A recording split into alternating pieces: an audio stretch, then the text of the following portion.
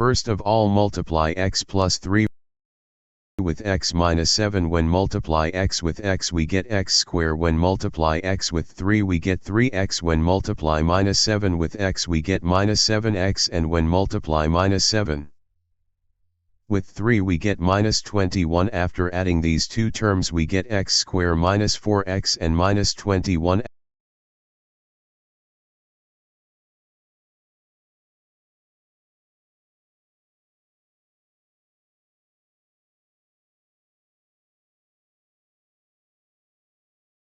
After getting this we shift minus 7 to other side of equal sign and changed sign of minus to plus 7. Then we minus the 7 form the 21. Hence this one is our final quadratic equation.